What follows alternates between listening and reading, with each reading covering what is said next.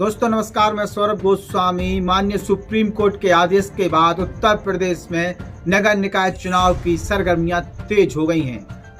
Bharatiya Janata party पूरी तैयारियों में झुक चुकी है, तो वहीं तमाम राजनीतिक पार्टियां अपनी अपनी गोष्ठियां करने लगी हैं। जो भी रिक्त स्थान है उनको भरने में लग चुकी हैं, चाहे बीएसपी हो, चाहे कांग्रेस हो, चाहे कहीं की सपा हो, और भारतीय जनता पार्टी तो अपनी तैयारियां कर ही रही। हम बात कर रहे हैं ललितपुर जिले की, जहां सामान्य महिला सीट घोषित हुई है आरक्षण में। अब ऐसे में जो पूर्व में सीट थी उसी तरीके की फिर से रिपीट कर दी गई है, तो क्या नए चेहरे सामने आएंगे या फिर वही चेहरे फिर से चुनावी मैदान में आएंगे? भारतीय जनता पार्टी की अगर हम बात करते हैं तो भारतीय जनता पार्टी रजनी घनश्याम साहू के नेतृत्व में जीत हासिल करने में कामयाब रही है नगर पालिका चुनाव में। लेकिन नगर पंचायतों की अगर हम बात करते तो तीनों जगह भारतीय जनता पार्टी हार का मुंह देखकर सामने आई थी। बाद में जो जीत कराए उन्हें भारतीय जनता पार्टी में शामिल कर लिया गया। चाहे मुक्ता सोनी की बात हो, चाहे आपकी मेहरौनी से कृष्णा राज्य उनकी बात हो, चाहे पाली से चौरसिया जी की बात हो।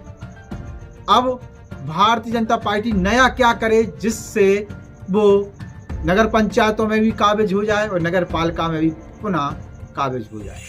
इसके लिए क्या इन्हीं चेहरों को रिपीट किया जाएगा या फिर नए विकल्प तलाशे जाएंगे? नए नए क्षेत्रीय अध्यक्ष बने पाल साहब ललितपुर आते हैं और मीडिया जब प्रश्न पूछती है तो वो स्पष्ट कहते हैं, हम ना दल बदलू लेंगे, ना ही हम किसी भी ऐसे जिन्हें हम पार्टी से निकाल चुके हैं उन्हें प्रत्याशी के तौर पर सामने लेकर आएंगे, और ना ही अधिकांश प्रयास यही किया जाएगा कि सामान्य वर्ग है, सामान्य सीटें, सामान्य महिला ही चुनावी मैदान में उतारी जाए। यह संगठन के एक बड़े पद पर बैठे हुए व्यक्ति के शब्द हैं, जिसे मीडिया ने वैसी का वैसा छाप दिया। अब सवाल खड़े यह होते हैं, क्या मुक्ता सोनी को इग्नोर कर पाएंगे? सवाल खड़े होते हैं, क्या मेहरौनी में राजे जो भी है कृष्णा राज्य उन्हें इग्नोर कर पाएंगे? पाली के चुनाव कहें कि जातिगत समीकरण ऐसे हैं कि यहाँ पर चौरसिया को इग्नोर नहीं किया जा सकता है, और ललितपुर शहर में साहू समाज को भी इग्नोर नहीं किया जा सकता है। अब ऐसे में कौन सा विकल्प होगा, कौन सा नया चेहरा होगा, यह देखने वाली बात होगी। तालबेट चर्चा का विषय बना हुआ है। मोंटी परहार जिस प्रकार से पिछले 1 साल से फ्री वाईफाई की सेवा दे रहे हैं, पानी की समस्या को लेकर वहां पर लगातार लोगों के बीच में रहे, कहीं ना कहीं दोनों ही भारतीय जनता पार्टी के नेता आपस में टकरा रहे हैं। मुक्ता सोनी मौजूदा समय भारतीय जनता पार्टी में जिस प्रकार की खबरें आती हैं और इसी तरीके से वो सक्रिय भी नजर आती हैं।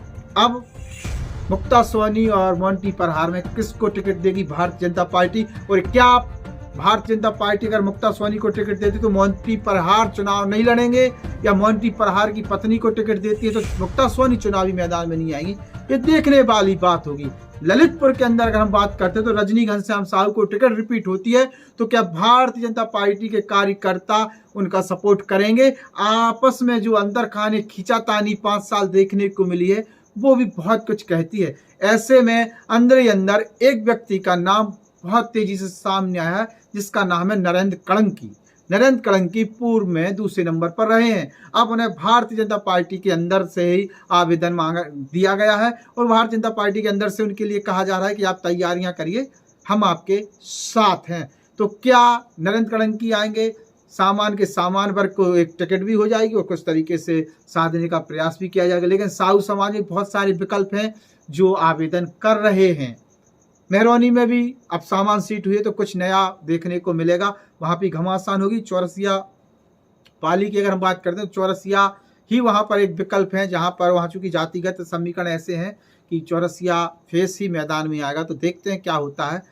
लेकिन जो पार्टी कह रही है उसके हिसाब से सामान्य वर्ग के कौन कौन से चेहरे, या कहेंगे सामान्य वर्ग में महिला चेहरा कौन कौन होगा, ये देखने वाली बात होगी। बाट चौपाल के माध्यम से हम आप लोगों के बीच में आ रहे हैं। तालबेट के चुनावी समीकरण पर खास तौर से नजर रहेगी, क्योंकि तालबेट में मुक्ता सोनी एक बड़ा चेहरा है और पुनीत परहार भी लगातार प्रयास कर रहे हैं। दोनों ही भारतीय जनता पार्टी के मौजूदा समय में कहीं कार्यकर्ता हैं, पार्टी में हैं। अब ऐसे में तालबेट में किस प्रकार की खिचड़ी पकती है और संगठन किस प्रकार से कौन सा चेहरा लेकर सामने आता है, ये भी देखने वाली बात होगी। तालबेट के लोग क्या कह रहे हैं, तालबेट में चल क्या रहा है, इसको लेके तालबेट से बहुत कुछ हम आप लोगों के बीच में लाने वाले हैं। पूरे नगर पंचायतों नगर पालिका के चुनावी मुद्दे क्या हैं, इन पर भी लोगों के बीच में हम चर्चा करने वाले हैं। बहुत जल्द आप लोगों के बीच में हम पहुंचने वाले हैं। सरकार या कहें कि चुनावी डुगडुगी कब बजाता है तो देखने वाली बात होगी, लेकिन सरकार तैयार है चुनाव कराने को और माननीय सुप्रीम कोर्ट के आदेश के बाद रास्ता साफ हो चुका है। नमस्कार। जन सरोकार से जुड़ी हुई आवाज द बुंदेलखंड पोस्ट को सब्सक्राइब करें।